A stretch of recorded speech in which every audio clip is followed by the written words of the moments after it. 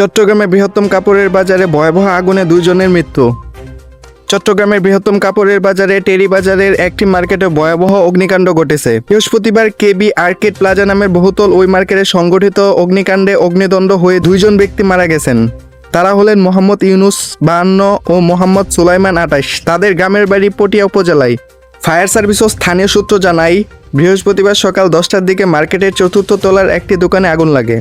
আগুন ছড়িয়ে পড়লে ফায়ার সার্ভিসের 4টি গাড়ি 1 ঘন্টার চেষ্টায় আগুন নিয়ন্ত্রণে আনে। এ সময় ইউনুস, সুলাইমান ও আরও একজন দগ্ধ হন। হাসপাতালে নেওয়ার পর 2 জনকে মৃত ঘোষণা করা হয়, তবে তাৎক্ষণিকভাবে আগুনের কারণ জানা যায়নি। টেরিবাজার ব্যবসায়ী সমিতির সভাপতি আব্দুল মান্নান জানান, ঈদের ছুটি শেষ হওয়ায় মার্কেটে ক্রেতার ভিড় ছিল না, তাই বড় ধরনের অঘটন থেকে রক্ষা পাওয়া গেছে। চট্টগ্রাম মেডিকেল কলেজ হাসপাতাল পুলিশ ফাঁড়ির তত্ত্বাবধায়ক নুরুল আলম আশিক জানান, টেরিবাজারের আগুনের ঘটনায় 3 জনকে হাসপাতালে নেওয়া আসা হয়। জরুরি বিভাগের চিকিৎসক 2 জনকে মৃত ঘোষণা করেন।